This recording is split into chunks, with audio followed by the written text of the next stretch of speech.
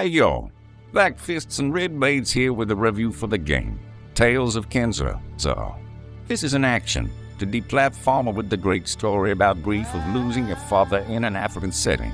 Created by Surgeon Studios, the game came from Abibaka Salem, who had lost his father and wanted to make a game in his honor.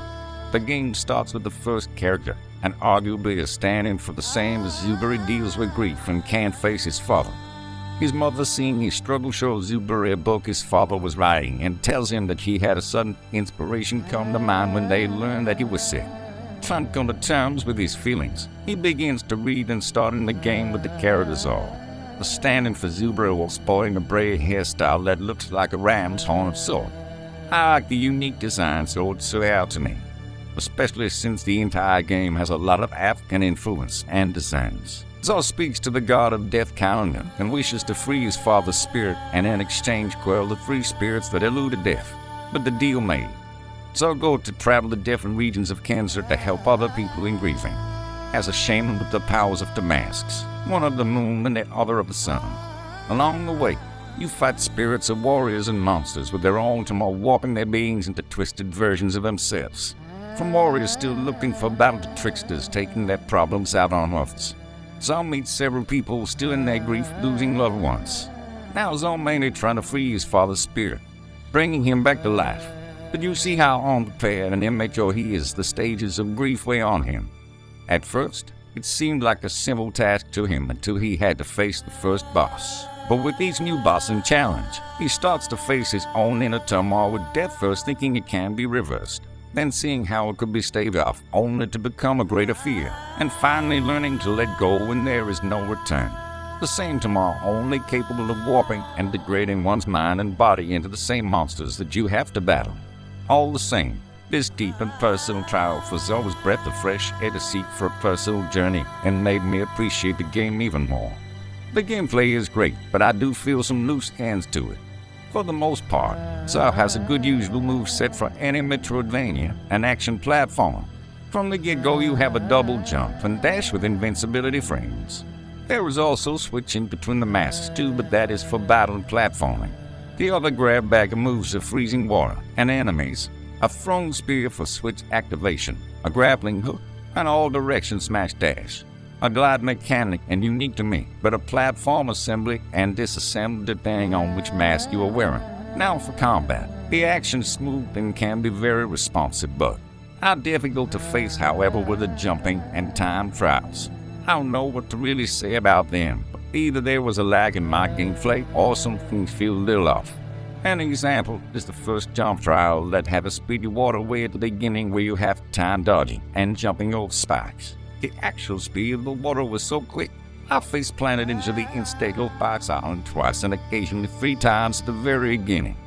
While there was never a really difficult time trial I faced aside from that one, the other trial I dealt with had an updraft that led to instable spikes on the ground and ceiling while facing a wall that you needed a charging smash move to break through.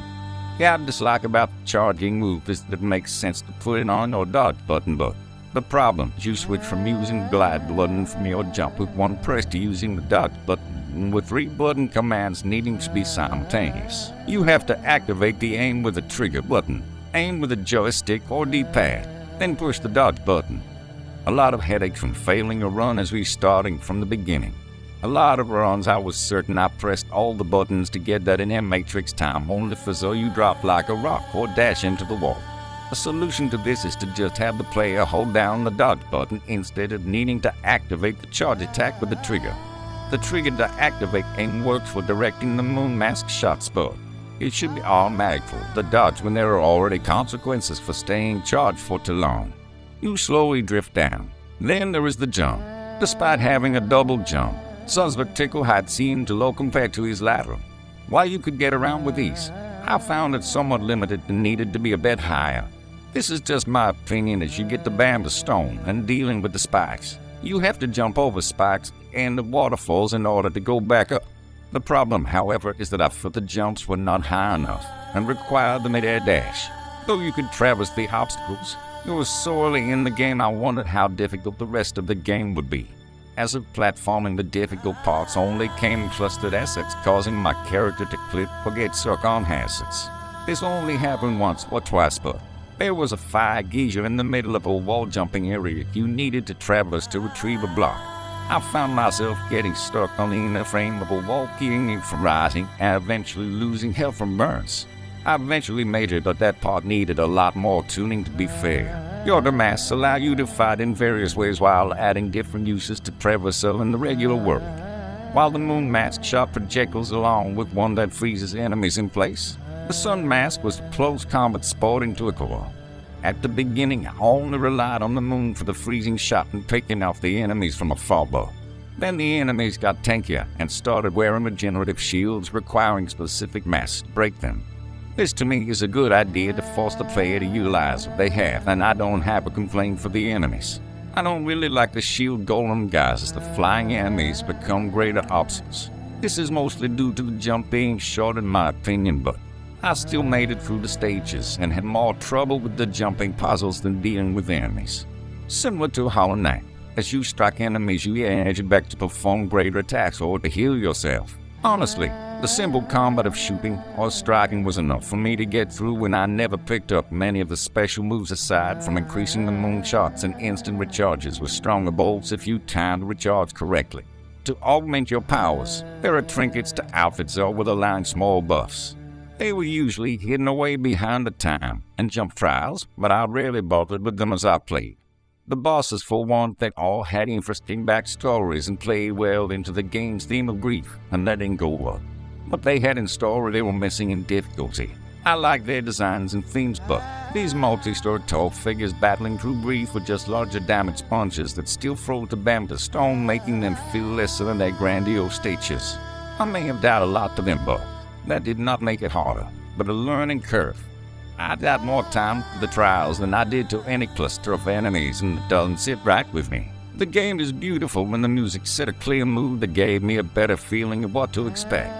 I like the designs of the characters in the comic book style and honestly wish that the entire game was like that. Nothing against 3D, but they resemble more the 3D asset shovelware models you get from Fortnite or some other mobile game for cash grabs.